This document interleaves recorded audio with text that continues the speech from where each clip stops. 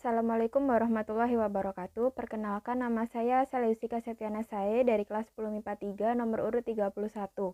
Di sini saya akan mempresentasikan tentang lokasi serta kehidupan politik dan sosial kerajaan di Papua. Yang pertama, saya akan membahas 7 teori sejarah Islami di Papua. Teori yang pertama yaitu teori Papua. Teori ini memandang Islami bukanlah berasal dari luar Papua dan bukan dibawa dan disebarkan oleh kerajaan Ternate dan Tidore, atau pedagang Muslim dan Daal dari Arab, Sumatera, Jawa, maupun Sulawesi. Teori yang kedua yaitu teori Aceh. Studi sejarah masuknya Islam di Fakfak yang dibentuk oleh pemerintah Kabupaten Fakfak pada tahun 2006 menyimpulkan bahwa Islam datang pada tanggal 8 Agustus 1360 Masehi, yang ditandai dengan hadirnya Mubalik Abdul Ghaffar asal Aceh di Fatagar Lama, Kapong, Rumbati, Fakfak. Teori yang ketiga yaitu teori Arab. Menurut sejarah Islam Fakfak, bahwa agama Islam mulai diperkenalkan di tanah Papua yaitu pertama kali di wilayah Jazirah Onin atau Patimunin Fakfak oleh seorang sufi bernama Syarif Mu'az Al-Khotan dengan gelar Syekh Jubah Biru dari negeri Arab, yang diperkirakan terjadi pada pertengahan abad 16.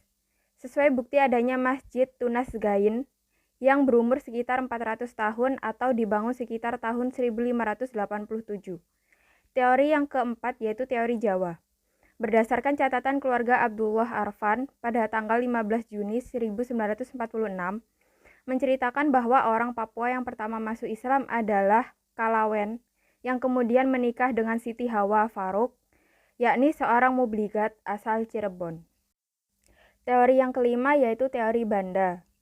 Menurut Halwani Mikrob bahwa Islamasi di Papua, khususnya di Fakfak, dikembangkan oleh pedagang-pedagang Bugis melalui Banda yang diterukan ke Fakfak melalui Seram Timur oleh seorang pedagang dari Arab bernama Haweten At-Tamimi yang telah lama menetap di Ambon.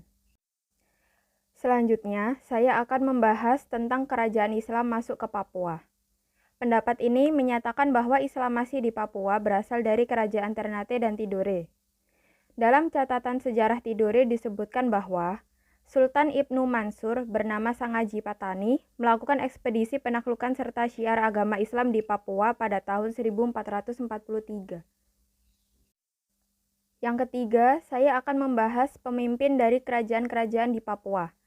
Yang pertama, nama raja kerajaan Waigeo adalah Ganzun pada tahun 1900 sampai dengan 1918. Yang kedua, penguasa kerajaan Salawati sejak abad ke-16 bawahan Kesultanan Ternate, yaitu yang pertama Abdul Al-Qasim pada tahun 1873 sampai dengan 1890. Yang kedua, Muhammad Amin pada tahun 1900 sampai dengan 1918. Yang ketiga, Bahar ad-Din Arfan pada tahun 1918 sampai dengan 1935. Yang ketiga, raja yang pernah berkuasa di kerajaan Sailolof yaitu Kanumbas, Klukur, Mafa, Kamarudin, Said Arabi Usnawas, dan Taufik Heru Usnawas. Yang keempat yaitu penguasa kerajaan Nilinta atau Misol sejak abad ke-16 bawahan kerajaan Bacan. Yang pertama adalah Abdul Al-Majid pada tahun 1872 sampai dengan 1904. Yang kedua yaitu Jamal ad-Din pada tahun 1904 sampai dengan 1945. Selanjutnya, saya akan membahas tentang kehidupan kerajaan di Papua. Yang pertama yaitu kehidupan politik. Kehidupan politik kerajaan di Papua lebih tertuju pada kepala raja di Papua. Yang kedua, kehidupan sosial. Kehidupan sosial kerajaan di Papua adalah masyarakat Papua dalam kehidupan sehari-harinya banyak menggunakan hukum Islam. Hal itu dapat dilihat pada saat Sultan Hairun dari Ternate dengan Demas Quita dari Portugis melakukan perdamaian dengan mengangkat sumpah di bawah kitab suci Al-Quran. Yang ketiga yaitu kehidupan budaya. Hasil kebudayaan yang cukup menonjol dari kerajaan di Papua adalah keahlian masyarakatnya membuat kapal seperti kapal kora-kora.